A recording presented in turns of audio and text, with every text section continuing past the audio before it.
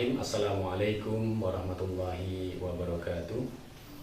Innal hamdalillah nahmaduhu wa nasta'inuhu wa nastaghfiruh wa na'udzu billahi min shururi anfusina wa min sayyiati a'malina.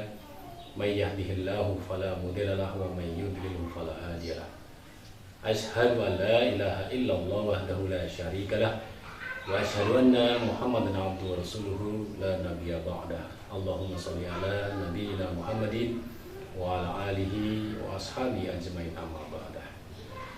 Segala puja, puji, syukur hanya milik Allah Subhanahu wa taala atas limpahan segala rahmat, hidayah, inayah dan berbagai macam nikmat yang lainnya. Utamanya adalah nikmat iman dan nikmat Islam yang masih melekat dalam diri kita sekalian.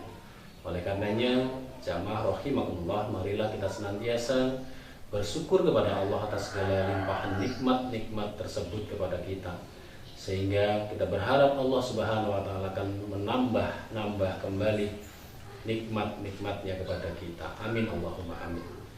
Salat dan salam tidak lupa kita haturkan pada junjungan kita Nabiullah Nabi Agung Muhammad Sallallahu Alaihi Wasallam beserta keluarganya, sahabatnya, dan insya Allah kepada para pengikutnya yang setia kepada sunnah-sunnah beliau, termasuk kita semua selaku umatnya, umat akhir zaman yang mengharapkan syafaat beliau di yaumul qiyamah nanti. Amin Allahumma amin.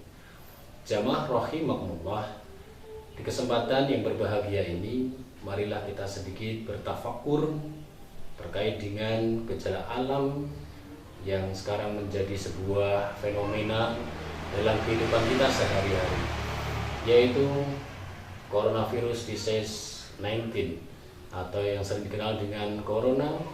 Allah mengirimkan pasukannya yang bernama corona ke dunia ini untuk menjadi sebuah ujian bagi kita kaum beriman. Allah juga mengirimkan, bisa diartikan sebagai sebuah bencana, bisa menjadi sebuah hukuman, sanksi. Itu hanya diperuntukkan bagi orang-orang kafir.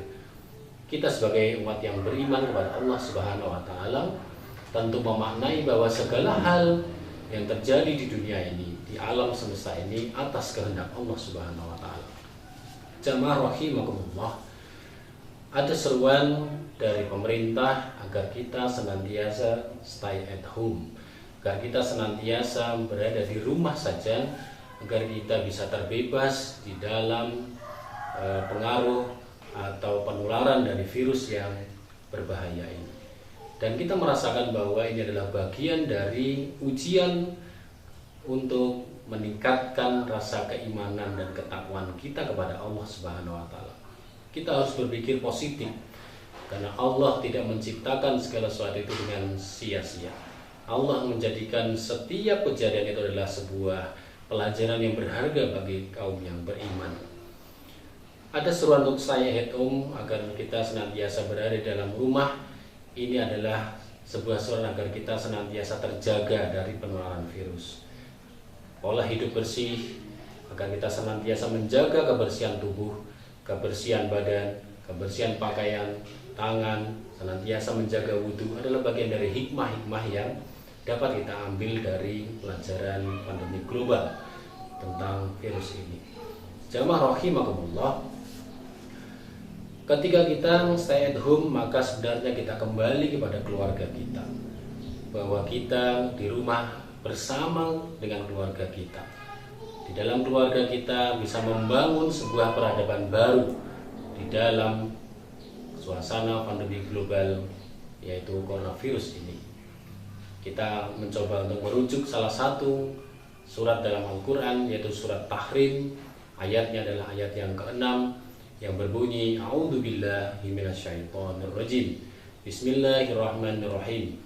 Ya ayyuhalladzina amanu qu anfusakum wa ahlikum naro wa quduhan nas wal hijarah 'alaiha malaikatun giladun sidadun la ya'sunallaha ma amarahum wa yaf'aluna ma yu'marun. Shadaqallahul adzim.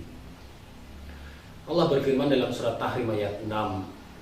Mungkin ini adalah salah satu ayat dalam surat Al-Quran yang bisa kita jadikan inspirasi atau pelajaran atau hikmah yang sebesar-besarnya kita ambil sebagai orang yang beriman kepada Allah untuk bisa menguatkan, agar kita senantiasa menguatkan pendidikan keluarga.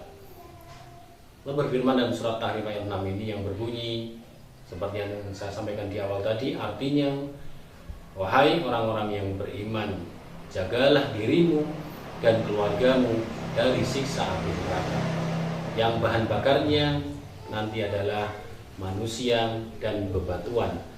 Di dalam neraka itu terdapat malaikat yang bengis lagi kasar, yang senantiasa menjalankan perintah Allah dan tidak pernah mendurhakai perintah Allah. Maha benar Allah atas segala firman-Nya. Jamaah rahimakumullah, ayat ini diawali dengan kata-kata seruan dari Sang Maha Pencipta, yaitu Allah Subhanahu wa taala, kepada kita umat yang beriman. Ya ayyuhalladzina amanu, hai orang-orang yang beriman. Kita sebagai orang-orang yang beriman, dan kita harus merasa beriman kepada Allah, maka kita merasa terpanggil atas seruan ini. Karena kita beriman kepada Allah. Iman kita sudah kita buktikan dengan wa taqrirun bil lisan wal amalun bil arkan. Kita buktikan dengan lisan kita buktikan dengan amal perbuatan, menandakan bahwa kita telah beriman kepada Allah Subhanahu wa taala. Sebagai orang yang beriman, kita merasa terpanggil dengan seruan ini. Nah, selanjutnya, setiap ayat yang diawali dengan kata-kata ya ayyuhalladzina amanu, ada pelajaran penting yang ingin Allah sampaikan kepada kita. Pelajaran penting apa yang Allah sampaikan kepada kita? Yaitu ku anfusakum wa ahlikum naran. Jagalah dirimu dan keluargamu dari siksa api neraka. Ini adalah pelajaran penting yang Allah sampaikan kepada kita. Wa quduhan nasu wal hijarah. Bahan bakar neraka nanti tiada lain tiada bukan adalah manusia dan bebatuan. Manusia dan batu yang akan menjadi bahan bakar neraka nanti. Alaiha malaikatun giladun sidan. Yang di dalam neraka nanti terdapat malaikat yang bengis lagi kasar. La ya'sunallaha ma amarahum, yang tidak pernah mendurhakai atas apa yang menjadi perintah Allah, wa yaf'aluna ma yu'marun, dan senantiasa melaksanakan apa yang diperintahkan kepada mereka para malaikat. Jamaah rahimakumullah, pada kesempatan kali ini kita akan sedikit garis bawahi perintah yang terkandung dalam surat Tahrim ayat 6 ini, yaitu ku anfusakum wa ahlikum nar. Jagalah dirimu dan keluargamu dari siksa api neraka. Nah, dalam kitab tafsir sebutkan bahwa Sufyan As-Tsauri ingin memaknai kata ku anfusakum ini adalah dengan senantiasa mendidik diri kita dan keluarga kita dengan ilmu pengetahuan, dengan ilmu agama, agar kita senantiasa mendapatkan kebahagiaan dunia dan juga kebahagiaan akhirat, tentunya dijauhkan dari siksa api neraka. Sebagaimana doa kita, Rabbana atina fid dunya hasanah wa fil akhirati hasanah wa qina azabannar. Ya Rabb, ya Tuhan kami, berilah kami kebahagiaan di dunia ini, berilah kami kebahagiaan di akhirat nanti, dan berilah kami kebahagiaan dunia dan akhirat. Dalam salah satu hadis Rasulullah SAW menyampaikan, man aradad dunya fa alaihi bil ilmi, wa man aradal akhirah fa alaihi bil ilmi, wa man aradahuma fa alaihi bil ilmi. Barang siapa yang mendapatkan kebahagiaan di dunia, maka dia harus mencari ilmu. Barang siapa yang ingin mendapatkan kebahagiaan akhirat, maka dia harus juga memiliki ilmu tentang ilmu-ilmu akhirat. Dan barang siapa yang ingin mendapatkan kebahagiaan dunia maupun akhirat, keduanya membutuhkan ilmu. Jamaah rahimahullah, demikian pendapat Imam Sufyan As-Tsauri terkait dengan makna ku anfusakum wa ahlikum naro. Perintah menjaga diri dan keluarga dengan senantiasa membekali diri kita dan keluarga kita dengan ilmu yang membahagiakan dunia dan juga akhirat. Menurut Ali ibnu Abu Talhah dari Ibnu Abbas radhiyallahu anhu, bahwa makna dari kata ku anfusakum wa ahlikum nar itu adalah kita senantiasa mengamalkan ketaatan kita kepada Allah Subhanahu wa taala. Dan kita senantiasa menghindari diri dengan menjauhi perbuatan-perbuatan yang mencerminkan durhaka kepada Allah Subhanahu wa taala. Serta memerintahkan pada keluarga kita semuanya untuk senantiasa memperbanyak zikir kepada Allah. Niscaya Allah akan menyelamatkan kita semua dari neraka. Ini pendapat yang kedua. Yang ketiga, dari Imam Mujahid memaknai bahwa kataku anfusakum wa ahlikum nar itu adalah bertakwalah kamu kepada Allah dan perintahkan keluargamu untuk bertakwa kepada Allah.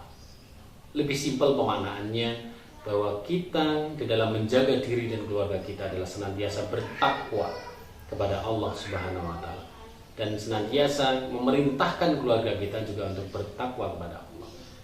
Kita meningkatkan ketakwaan keluarga kita ajak untuk senantiasa meningkatkan ketakwaan kita kepada Allah. Yang keempat, Imam Qatadah juga berpendapat tentang ayat ini bahwa kata menjaga diri dan keluarga kita dari siksa api neraka adalah engkau senantiasa perintahkan mereka, yaitu anggota keluarga kita, untuk taat kepada Allah, dan engkau cegah mereka dari perbuatan durhaka kepada Allah Subhanahu wa taala. Kesimpulan dari 4 mufasir tadi dapat kita ambil kesimpulan bahwa kata kum anfusakum wa ahlikum nar ini adalah perintah menjaga diri kita, perintah menjaga keluarga kita untuk senantiasa meningkatkan ilmu dan pengetahuan yang menjadi bekal pemahaman kita untuk mencapai kebahagiaan dunia dan kebahagiaan akhirat. Kebahagiaan akhirat tentu saja nikmat surga, Jannatul Naim, Jannatul Firdaus, Jannatul Darussalam, tidak dimasukkan ke dalam nerakanya Allah Subhanahu wa taala. Yang selanjutnya kesimpulannya adalah kita senantiasa mengamalkan perbuatan-perbuatan amaliyah-amaliyah yang mencerminkan ketakwaan kita kepada Allah dan menjauhkan perbuatan-perbuatan mungkar, insya Allah. Yang selanjutnya kataku anfusakum ini adalah dalam bahasa Arab adalah fi'il amr. Fi'il amr adalah kata perintah. Perintah langsung yang diberikan oleh Allah Subhanahu wa taala kepada kita, hambanya yang beriman kepadanya. Sehingga setelah kita merasa terpanggil dengan sebutan ya ayyuhalladzina amanu, maka kita melaksanakan perintah Allah, apalagi perintah yang datang langsung dari Allah Subhanahu wa taala, maka kita wajib untuk bisa melaksanakannya. Yang selanjutnya ada kaidah yang berlaku di dalam memaknai terkait dengan kataku anfusakum wa ahlikum nar. Al maksudu bil wiqayah antakunu bit ta'lim wa tarbiyah. Jadi perintah menjaga ini dimaknai sebagai sebuah, yang dimaksud dengan kata menjaga ini adalah senantiasa kita melindungi diri kita untuk senantiasa melakukan proses taklim dan senantiasa melakukan proses tarbiyah atau pendidikan terhadap diri kita dan keluarga kita. Jamaah rahimakumullah, yang selanjutnya ditegaskan bahwa waquduhan nasu wal hijarah. Jadi bahan bakar neraka nanti tiada lain tiada bukan adalah manusia dan bebatuan. Manusia yang seperti apa? Tentu saja manusia yang durhaka, seperti yang disampaikan oleh para mufasir di awal, bahwa orang-orang durhaka kepada Allah akan menjadi bahan bakar neraka. Lalu bebatuan menjadi bahan bakar neraka. Ada yang berpendapat bahwa batuan-batuan itu adalah batu-batuan yang dahulunya ketika di dunia ini sering digunakan sebagai sesembahan bagi kaum jahiliyah, atau mungkin orang-orang yang masih menyekutukan Allah Subhanahu wa taala.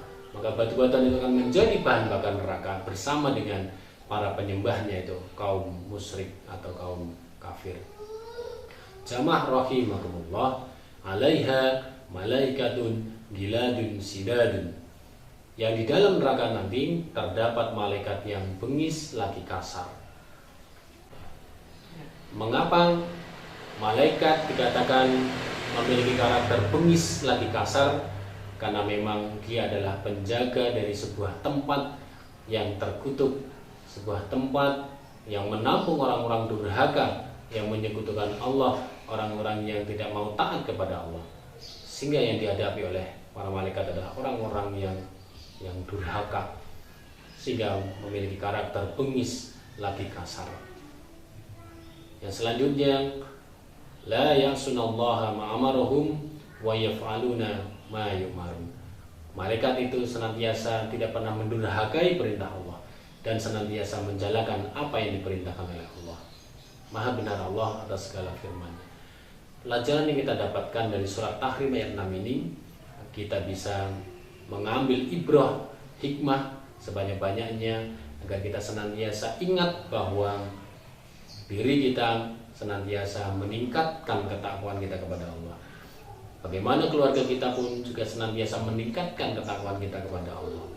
Nah, dengan suasana pandemi Corona COVID-19 seperti saat ini, kita diingatkan oleh Allah Subhanahu wa Ta'ala untuk kembali ke rumah, untuk kembali kepada keluarga kita, bahwa kita punya tanggung jawab di akhirat nanti tentang apa yang kita lakukan di keluarga kita. Bagi kaum Adam, kaum bapak-bapak, kaum laki-laki, kita akan mempertanggungjawabkan terhadap istri dan anak-anak kita di dalam keluarga kita di hadapan Allah Subhanahu wa Ta'ala. Nah, dengan pandemi global ini kita diingatkan oleh Allah bahwa kita kembali ke keluarga. Kita harus ingat bahwa keluarga kita tidak hanya di dunia ini, tetapi kita berharap bahwa keluarga kita akan senantiasa berlanjut hingga akhirat nanti, yaitu di jannahnya atau di surganya. Wallahu a'lam bishawab. Billahi taufiq wal hidayah. Assalamualaikum warahmatullahi wabarakatuh.